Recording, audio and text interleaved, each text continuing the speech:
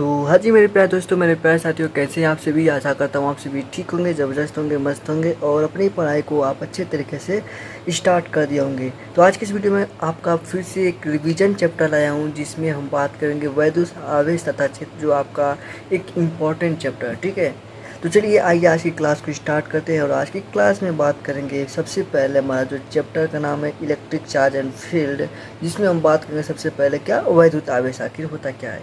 ठीक है, जो कि आपका एनसीईआरटी से है। ठीक है, आज की इस वीडियो में अच्छे तरीके से पूरा इसका अगर बात करूँ तो सबसे पहले हम बात कर लेते हैं नोट्स की। तो भाई इसका नोट्स भी आपको मिलेगा, और वो कहाँ मिलेगा आपको बाद में बताएंगे। सबसे पहले आप इसको थोड़ा मोड़ा तो इसको सबसे पहले समझिए, ठीक है, तब नोट्स के बारे में बात करेंगे। और आपको नोट्स कैसा मिलेगा, तो आपका नोट्स प्रिंटेड नहीं मिलेगा, आपका नोट टाइपिंग नहीं मिलेगा, आपका नोट्स हैंड रिटन मिलेगा, जो हाथ से लिखा हुआ नोट्स है। ठीक है, और एकदम सीक्वेंस बाय अच्छे तरीके से साफ़ सुथरा, मतलब बढ़िया से आपको मिलेगा। ठीक है, तो चलिए सबसे पहले बात करते हैं वैद्युत आवेश आखिर होता है क्या, इसके बारे में। ठीक है, देखिए इलेक्ट्रिक चार्ज, वैद्युत आवेश। अगर हम कहूँ आपसे कि जब दो वस्तु को, अगर हम कहें जैसे दो वस्तु, जैसे कांच और छड़ को क्या हम कह सकते हैं, रेशम को आपस में क्या करते हैं, रगड़ते हैं। ठीक है, तो क्या होता है, उन दोनों वस्तुओं पर आवेश आ जाता है। ठीक है, अगर हम कोई भी धातु को, ठीक है, या हम कह सकते हैं कोई भी पदार्थ को, दो पदार्थ को अगर रगड़ते हैं तो उस पर क्या होता है, उसमें आवेश आ जाता है। आवेश क्या आ जाता है, उसमें आवेश आ जाता है, उसमें आवेश उत्पन्न हो जाता है।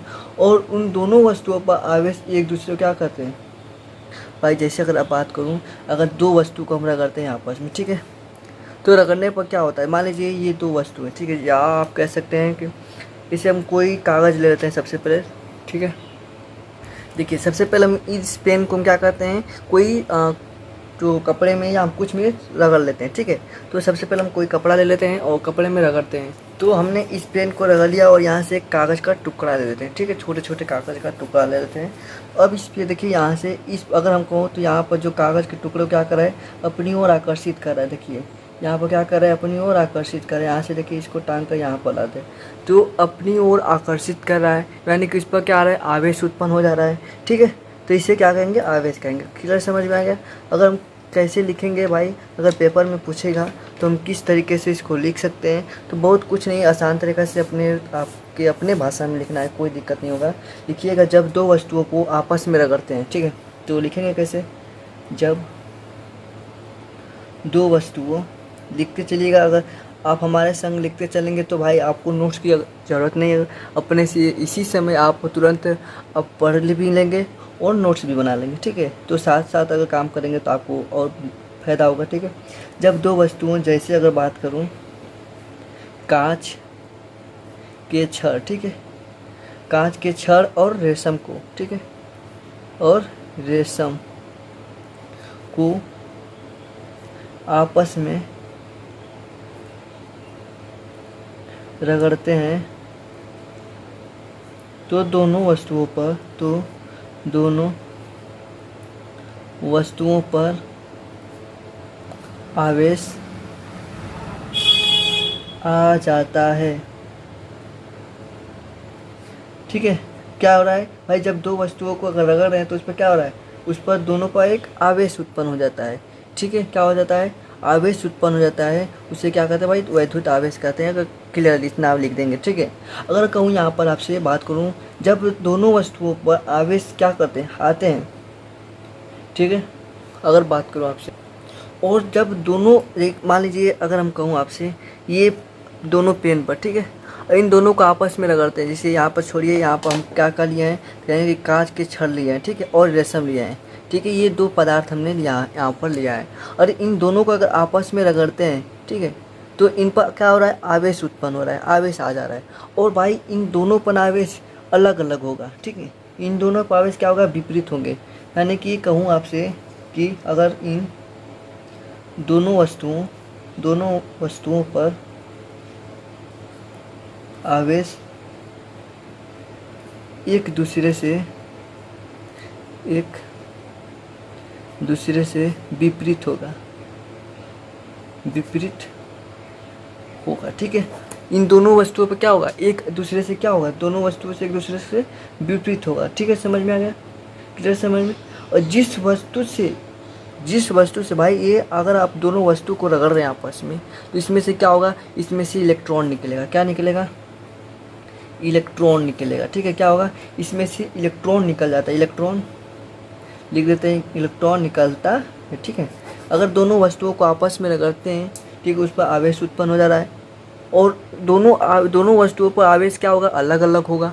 जब अलग अलग होगा, विपरीत होंगे। ठीक है, क्या हो रहे हैं, दोनों वस्तुओं पर आवेश क्या हो रहे हैं, एक दूसरे के विपरीत होते हैं। जब रगड़ते हैं तो इसमें से क्या निकलता है, कहीं कि इलेक्ट्रॉन निकल जाते हैं।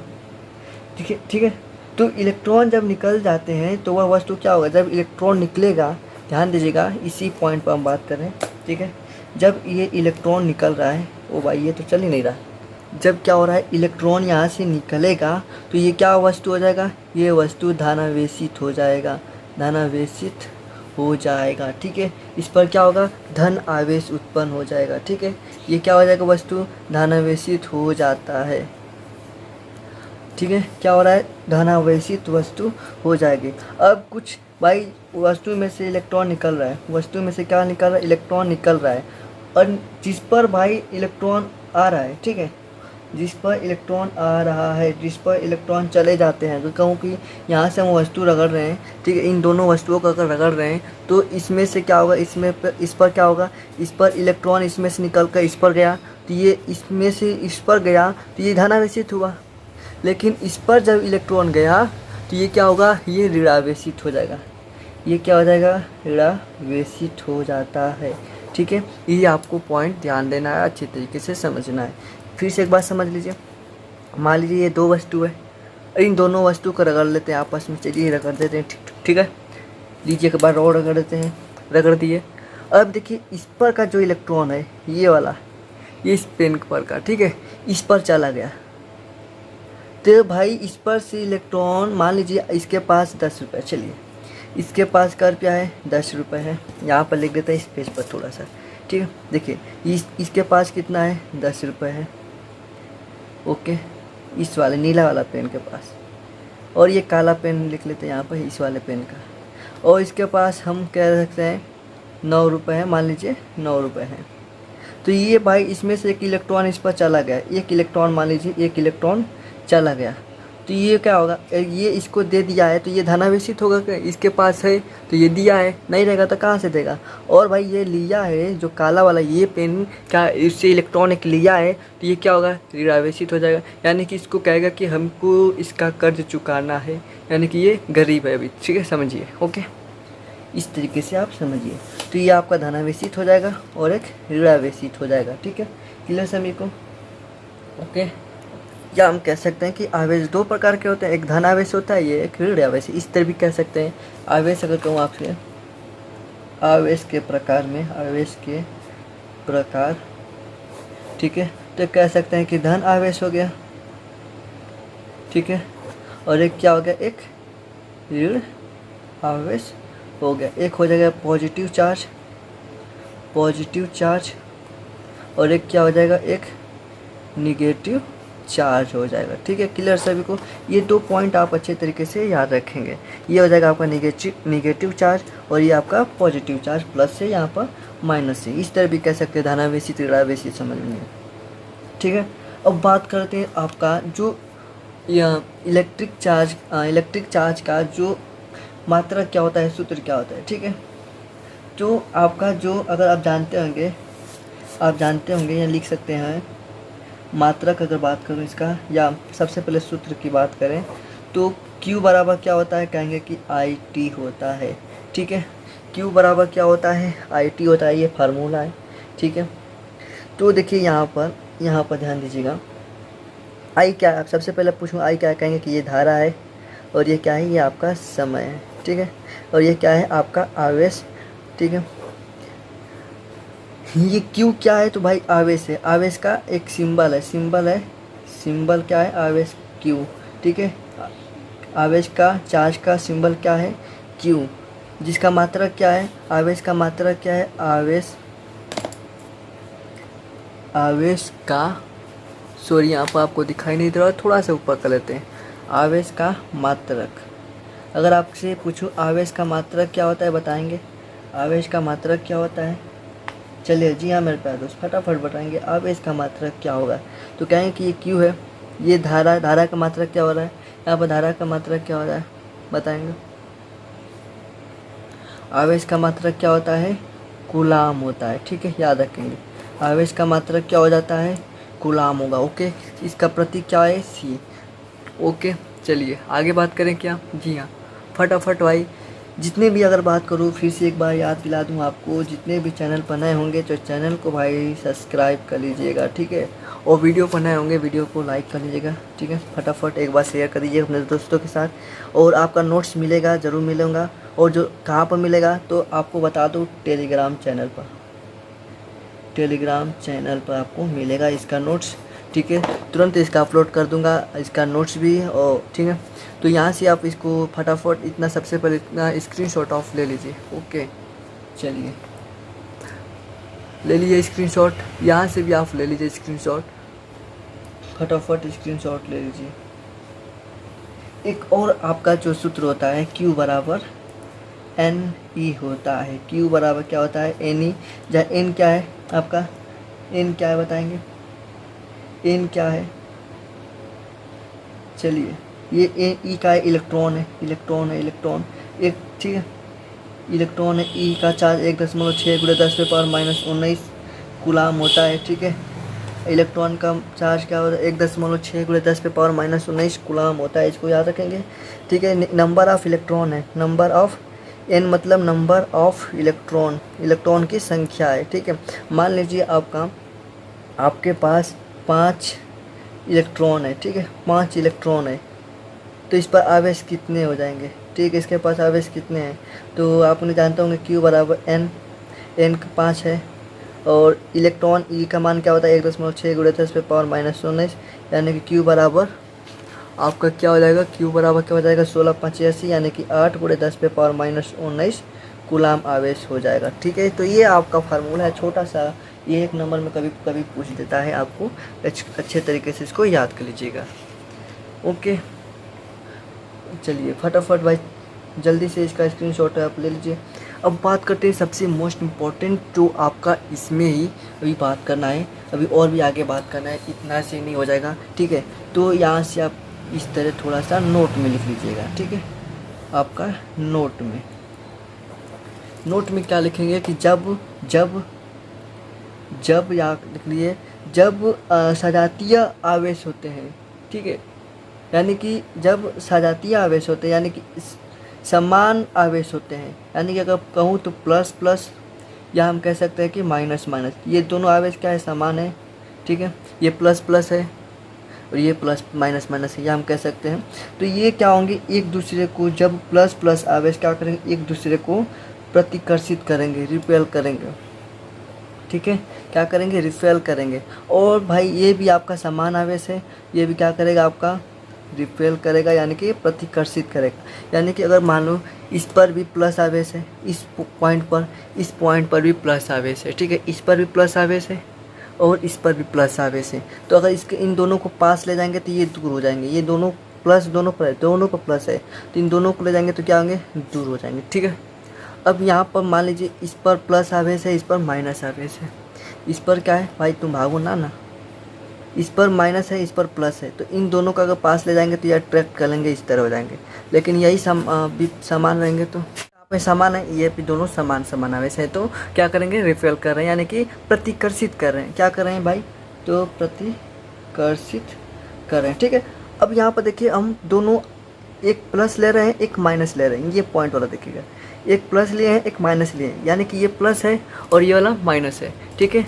ये क्या है, ये प्लस है और ये माइनस है, तो इन दोनों का अगर पास ले जाऊँ तो क्या करेंगे, अट्रैक्ट करेंगे। तो ये क्या करेंगे, अट्रैक्ट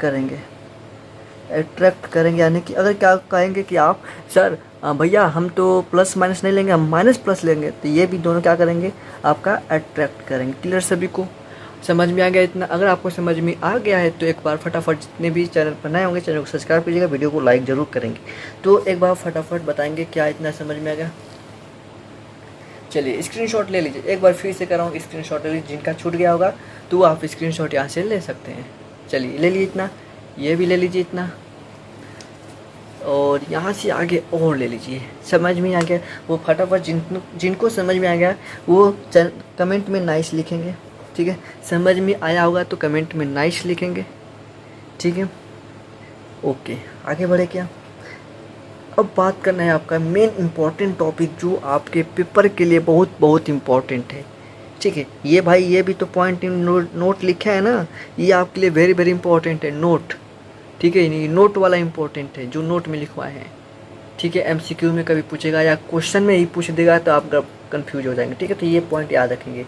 चलिए अब आपका जो मोस्ट इम्पॉर्टेंट टॉपिक है गुलाम का नियम, गुलाम्स लॉ, ठीक है। अगर कहूँ आपसे लिए तो आपके लिए वेरी वेरी इंपॉर्टेंट, भाई हटो यहाँ से, यहाँ पर लिख रहे हैं वेरी वेरी इंपॉर्टेंट क्वेश्चन 2026 के लिए, ठीक है। और ये बोर्ड एग्जाम के लिए वेरी वेरी इंपॉर्टेंट है गुलाम का नियम, ठीक है। भाई ये गुलाम कौन था, गुलाम का नियम क्या है। तो गुलाम एक वैज्ञानिक थे, ठीक है।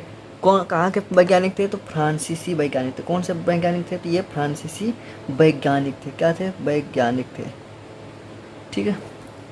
तो ये फ्रांसीसी वैज्ञानिक थे। गुलाम क्या थे, गुलाम, गुलाम भाई नाम है, ठीक है, ध्यान दीजिएगा। गुलाम क्या एक नाम है, और ये गुलाम जो वैज्ञानिक है, ठीक है। तो ये कहाँ थे के वैज्ञानिक थे, फ्रांस के वैज्ञानिक थे। तो सन 1785 ईस्वी में, सन 1785 ईस्वी में फ्रांसीसी जो वैज्ञानिक हमारे गुलाम जी थे, गुलाम चाचा थे मान लीजिए, इन्होंने अपने प्रयोग के आधार पर कहा कि जब दो आवेशों के बीच कार्य करने वाले बल के संबंध में एक नियम उन्होंने दिया, ठीक है। जब दो आवेश, ठीक है, दो आवेश क्या कर रहे हैं, काम कर रहे हैं, ठीक है, उनके बीच जो काम हो रहा है, ठीक है, क्रियाकलाप जो हो रहा है, उनके ऊपर उन्होंने एक नियम दिया जिसे हम अपने नाम पर रख दिया गुलाम का नियम, ठीक है। वो नियम क्या था, तो उन्होंने कहा कि जब दो स्थिर बिंदु आवेश के बीच लगने वाला जो आकर्षण, या हम कह सकते हैं कि प्रतिकर्षण, अगर समान आवेश रहेगा तो क्या होगा, प्रतिकर्षित करेंगे, प्रतिकर्षण होगा, ठीक है। अगर अलग अलग आवेश होंगे तो क्या होंगे, उसमें आकर्षण होगा। अभी बात कर रहे हैं, ठीक है। तो सबसे पहले हम नियम लिख लेते हैं।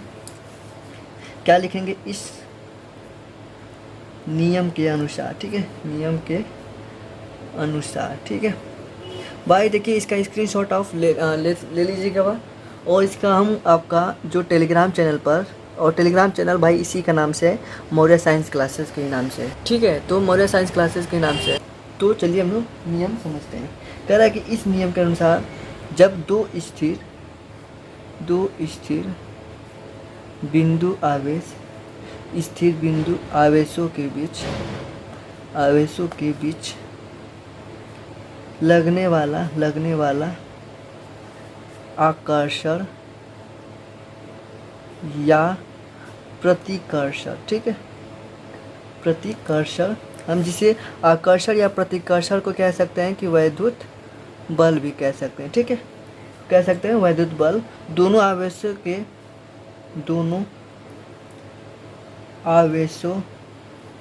के मात्राओं के गुणनफल के